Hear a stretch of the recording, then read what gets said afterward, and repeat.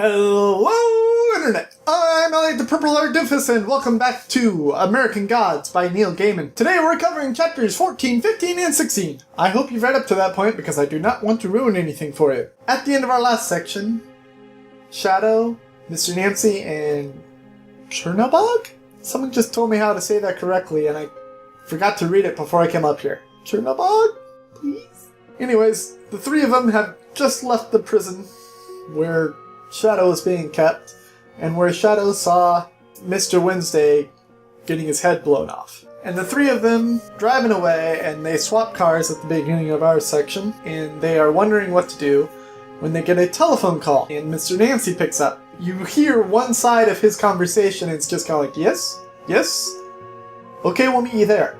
Chernobog and Shadow ask who that was, and Mr. Nancy says, I don't know. It's one of the new gods, and they are telling us that they are offering a truce so that we can come pick up the body of Mr. Wednesday. So these guys killed their friend, then called them and said, hey, do you kind of want to pick this guy up? He's starting to smell bad. Really? That's like the lowest of the low. But they offer a truce, and they offer the pickup point to be in the middle of America. And Shadow says, well, why are you going to meet these people? They killed Mr. Wednesday. Aren't they just going to kill you too? And Chernobog explains that they can't harm each other in the middle of America because someone had once thought that the exact center of America would be a very, very powerful place that tourists would just flock to. And so they set up this, I think it was a park with statues and rides, and no one showed up. So it became the exact opposite. Rather than being a place full of power where these gods can hold magic, it became a place that just kind of sucked the magic out of them. They get a couple miles away from the park at a motel. The old gods meet the new gods. And the new gods are a lady newscaster who is media, the fat kid in the limo, he is computer boy. There's one other one.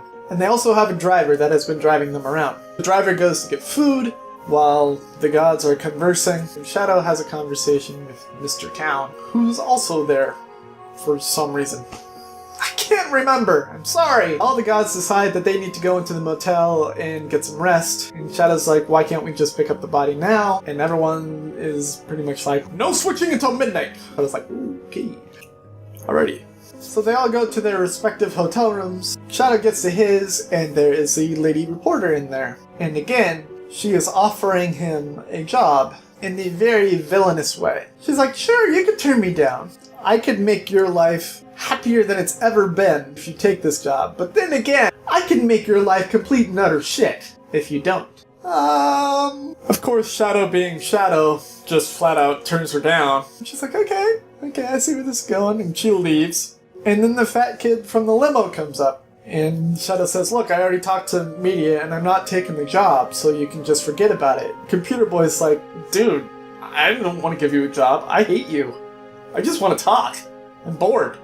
There's no Wi-Fi. There's no, cell phone reception. We don't have any television. I'm bored as hell. Can we just talk? And they have just a pointless conversation. And then Computer Boy goes back to his room, and Shadow can hear him beating his face up against the wall. For some reason.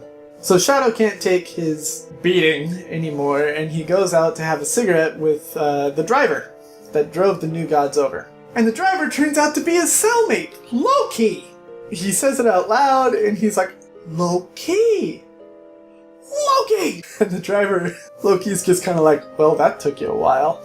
And honestly, it probably would have taken me a while if I didn't watch my friend Brian's video like chapter 1, which I'll link below, where he says Loki out loud and has that aha moment. Probably never would have had that until I got to this point in the book. Midnight shows up and they swap over the body. Shadow and the old gods start driving off. And the old gods are trying to decide who they are going to volunteer to hold vigil for Mr. Wednesday. And Shadow says, I'll do it. I'm going to do it. And the old gods are saying, I don't think you understand. This is a 9-day vigil. You can't eat, you can't drink water, you will be hanging from a tree for 9 days. And Shadow's like, I don't care, I'm gonna do it. He asked me to help him, he asked me to keep him safe, and I failed him. So I'm going to be the one to hold vigil for him. And even Chernobog's like, whoa, you don't have to do this. And he's like, yes, I do.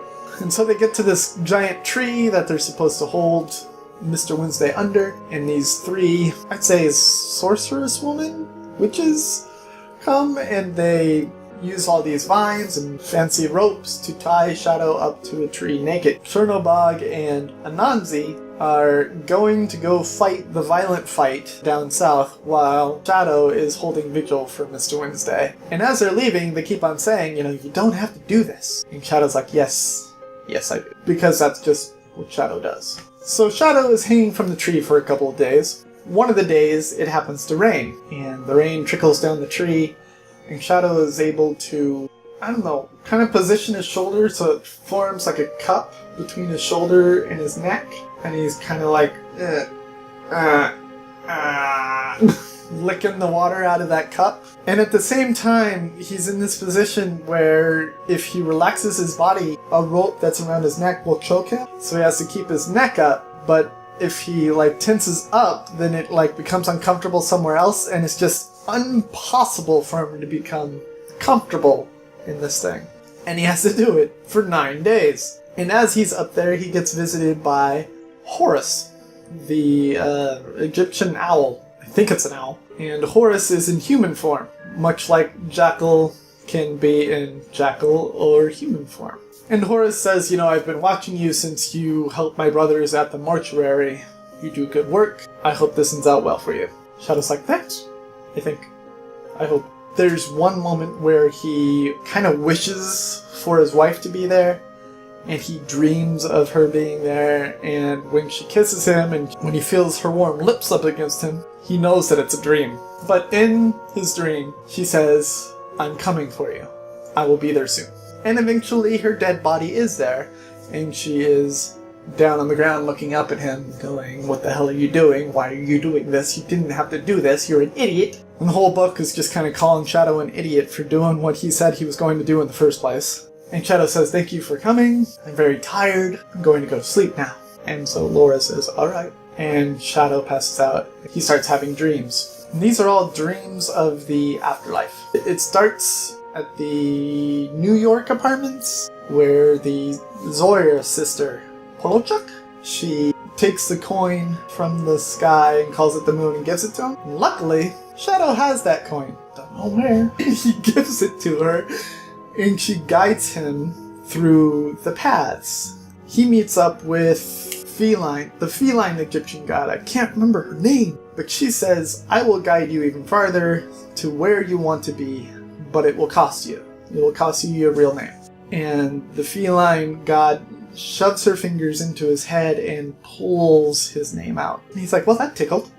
And he continues down his path. And he runs into Ibis, who is guiding the canoe across the river Styx. And Ibis says, I will guide you in exchange for your heart. He reaches into Shadow's chest, pulls out his beating heart, guides him on his way, and takes him through some memories. And it starts bringing up this storyline that I don't remember being brought up before, about how he didn't know who his father was, and finding it kind of cheap that it's being brought up just now so that they can make this reveal, because the memories keep on going, and you find out that Odin is actually Shadow's father.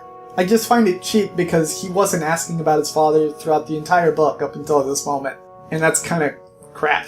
The boat eventually gets to Anubis, who is Jackal. The guy with the jackal head, that's Anubis. And they take Shadow's heart and they weigh it against a feather, just like in Egyptian mythology. And Shadow's heart is lighter than the feather. So Shadow gets to make the choice of where he gets to go. There's 3 paths. There's back to life, to eternal damnation, which I don't know why you would choose that one, or just rest. Just to be done with existing. And to my surprise, Shadow chooses to rest. That's it. He says, I'm done with life. Let me rest. Really? We've got 100 pages left and he chooses to rest now?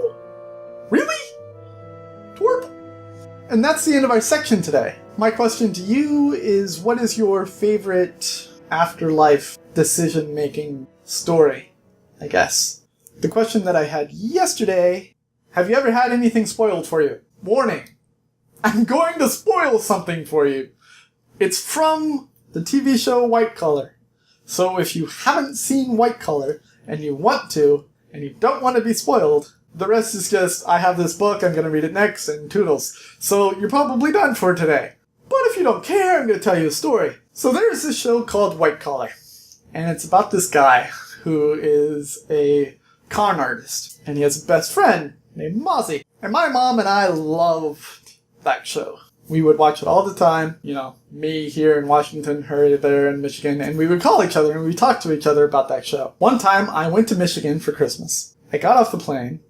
I hadn't seen that week's episode yet. She picks me up. We're riding in the car. She turns to me and she says, "Can you believe that they shot Mozzie?" I was like, I haven't seen it yet, Mom. Thanks. Thanks for that. Thanks. It had just broadcast the night before. And it was just... That made me mad. Do not forget that the next book that I'll be reading is The Indisputable Proof of Santa Claus by Dr. Hannah Fry. I don't have it yet. It's still lost in the ether of post office stuff. Go out and grab it by any legal means necessary. Buy it at a bookstore, buy it on Kindle, borrow it from a friend, borrow it from a library. I don't care what you do as long as it's legal and you read it before I ruin it for you. I've been Elliot the Purple Air Diffus reminding you to watch your pajamas. And I will see you all in the next chapters of American Gods by Neil Gaiman. Toodles!